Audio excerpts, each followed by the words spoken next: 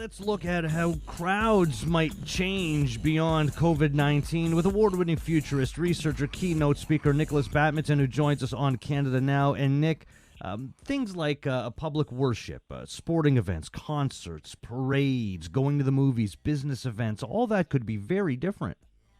Yeah, absolutely. I mean, we've been told that we can't even leave our homes, so it's clear that these very large multi-thousand person gatherings, in a lot of cases, just simply have to change for the time being. And what's happening is everyone's talking about, let's just put it online. Let's put worship online. Let's put our church there. Let's put entire conferences online. The trouble is that when the medium changes, then the way that we have to connect has to change as well. And this is actually causing people to really struggle about connecting right now because they haven't operated in that way as standard. But they're going to work it out. And going forward, online is going to be a core part of any event in the world. Yeah, I'm looking at coming out of it, because even for me, I don't know how I'm going to feel. I guess it depends on just how severe this is going to be, and I don't think we've hit that point yet, and how long we're going to be socially distancing. But when eventually, and this will happen, but eventually when we get the all clear and we're all let out of our cages, and there are sporting events and all these things can happen once again, I'm not sure people are going to be rushing to the gate to buy a ticket to sit next to a person and eat food and be near people and be in an enclosed space in a dark room to watch a movie and eat and sit next to people and share an armrest. I just don't know if we're all going to be willing to do that. And I have a feeling that a lot of institutions are going to recognize that and say, all right, we really got to change our seating plan. We've really got to change how many people we're actually going to let in to this event. I fear that a lot of that is going to change when all is said and done. Yeah, you know what? I think that this is all about creating safety and being prepared for any problems that happen. I do think that there's going to be this strange sort of behavior of if you've got a cold, if you've got the flu, we don't care if it's COVID-19 or otherwise, then please stay away from the event. So it's going to feel quite exclusionary for some people that have maybe got the sniffles or, going forward. But I do think that, people are going to be a little reticent about these things. But I tell you what, I think that people are truly desperate to get back together with other people. It's going to start with families and friends and home events. I do think that larger gatherings are going to happen and that people are going to very quickly forget the problems that we had. But I do think that people are going to come prepared. I think that a lot of people are going to be walking around in masks probably for the majority of the summer when they're getting together with people. And it's like, as long as there are ways and means to keep some distancing and safety and sort of biomedical preparedness from the city and event organizations, then I think we're going to be okay. And then over a period following that of 6-12 months, everyone's going to feel normal. There's going to be either herd immunization. We're going to be safe from that particular threat. But going forward, these organizations are going to be prepared for future pandemics or any sort of even epidemic spread of any proportion. All right, well, let's hit a few categories here.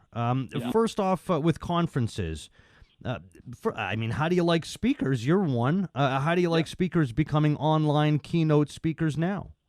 Yeah, it's not the same thing. I've actually avoided doing my normal sort of 45 minutes with 15 minutes Q&A online because it just doesn't fit the format.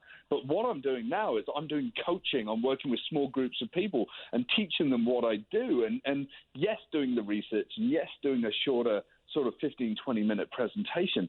But this is about getting close to each other in a virtual setting. It's about providing value to executives and governments all over the world. So, there's a lot of people that are saying, I can do everything that I used to do online. Well, it just doesn't work that way. And no one really has got the patience to watch someone speak for 45 minutes online. There's just not the same air of attention or capturing of the imagination, right? So facilitating more discussions after a condensed version of a talk. Yeah, it sounds like the right way to go. Like smaller gatherings, do you think that they're going to become more popular? I don't think in the near term, but there's a lot. I've had about 12 different events that have been postponed now, and the organisers I've chatted to without fail are all like, yeah, we want to get this done. We want to get this in the books. People are desperate to get together. And I think that as long as we do that in a safe way and at a time that's appropriate out the back end of this pandemic, I think it's going to be okay, Jeff. Okay, board meetings. Yes. Let's get to business. Let's get to business. How might gatherings like board meetings change? Obviously, all of the board members would fly into one place if they were not all living in the same place and get around the table for much longer periods of time. Sometimes these board convocations can be like 2 or 3 days. Obviously, they're going to have to rethink that format. It's going to have to be more focused, but it's going to be a set of these workshop style presentations and feedback sessions. So again, it's like changing the format of how we work together to be productive because we can't be in the same room is really important. But, we're still going to be leaning back on the video conferencing technologies that we're leaning on so much right now to be able to do that. Before we get to sporting events, tell us about the Quarantine Book Club. The Quarantine Book Club is absolutely my most favorite event that's happening right now. And if you just type that in, you can find it online. You have authors of science fiction books and design books coming together. And typically it's about 60 to 100 people a day that are literally having this intimate conversation with some of the world's greatest thinkers. I was on a session yesterday with Cory Doctorow, who's an incredible writer and thinker, and just a machine in terms of producing content and new stories. And just being that close, even virtually, is just so inspirational and really sort of helps me level up my game. And it just shows that community can work in new ways to really come together more closely. And this would never have happened without this quarantine being put in place. Yeah, it's funny how you gain access in social distancing. It's amazing how that can happen. And what's that, like $5? You got to pay $5 for that sort of thing?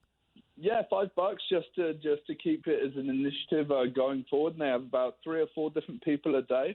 It's incredible. Like I've signed up for several of these, and I saw Douglas Rushkoff earlier this week, and he's one of my favorite authors. I've been reading his work since 1993, and it shaped so much of my thinking. And it's just a beautiful connective experience, and that's where we need to get to with conferences, getting closer to the people that are on stage. I mean, I like to go through the crowds and chat to people, stay at conferences and learn. And I think that that's a sort of a mantra that's going to be happening right now with these online, events that we're putting together. Well, maybe that could be extended in some way, because Zoom has really taken off. Like everybody is using Zoom now. So I wonder if like celebrities are going to start doing that with their fan base, that sort of thing. Athletes maybe holding forums and talking to people and connecting with their fans in that way. I think they have been in a way, but it's been very much sort of, hey, here's my YouTube channel. Let me just talk at you. And now it's changing to be a much more inclusive two-way conversation.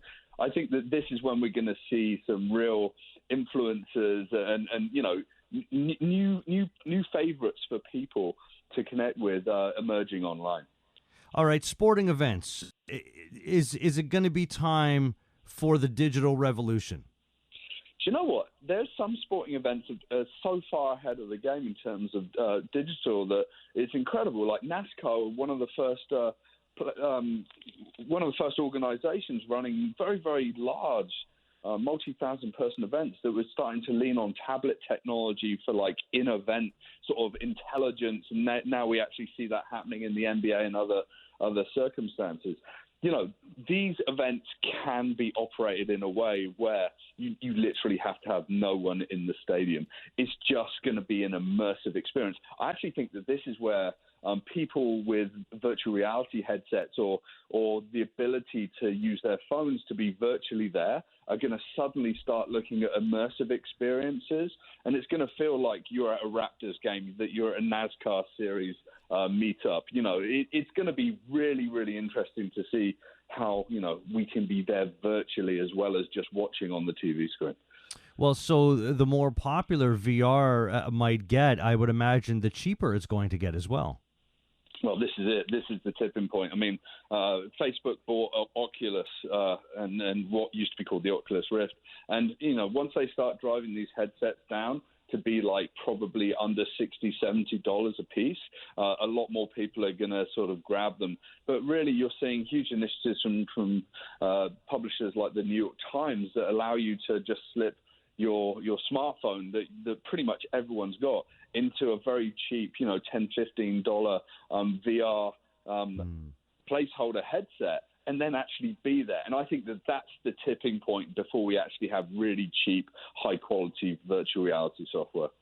Yeah, I kind of have a version like that for my kid. He got, for his birthday, I think last year, which was just a few months ago, he got this like Transformers virtual reality thing. So I downloaded the app on my phone, and it's inserted into a headset that he puts on, and which speaks to like some kind of gear he puts on his hand, and he's able to use that as like a blaster as he lives in this virtual reality world. When he first put it on and I hooked it up and everything, and it was easy. Like, I figured it out. So if I can figure it out, like anybody could figure it out. So I figured it out, and here he was doing that in my house, and I was like, geez, what world do we live in? I would have killed for that as a kid. Yeah, and this is normal for your son. This is completely the new normal. It's just us that haven't grown up with that sort of in our hands and strapped to our heads that are struggling with it. I remember years ago, a friend of mine was building virtual reality headsets himself. It was about 8 or 9 years ago, and he's now got a very senior position in a big tech company doing it. And like, we'd put on the headset, and we'd be holding onto the wall or chairs or falling over and whatever, strapped it onto a 6-year-old son, and he was instantly native. And that's what's going to happen. Your son, my son, as and when they get old enough, they're going to be in a world where this is going to be normal to slip on a headset and to be dancing in a room with 500, 1,000 other people to your favorite DJ, and you can even walk up to them and see what they're doing and maybe even have a conversation. That's incredible. Now, one more thing on sporting events. Do you think that sports venues are going to become more intimate? Arenas and stadiums. Let's say you get a stadium that houses, just for a round number, 50,000 people. Do you think that those stadiums are then going to be 10 to 15,000, and it's not going to be like seating the way we know it. It's basically going to be a field or whatever the playing surface needs to be for the particular sport, and then the crowd is basically just going to be comprised of luxury boxes all the way around. Can you see that happening? I don't think that we're really going to see that level of exclusivity sort of be applied in smaller venues just for the chosen few. This isn't quite the Hunger Games yet, Jeff. We're still going to see, people coming together. Sporting events, street parties, large events. This is really important from the cultural fabric of society.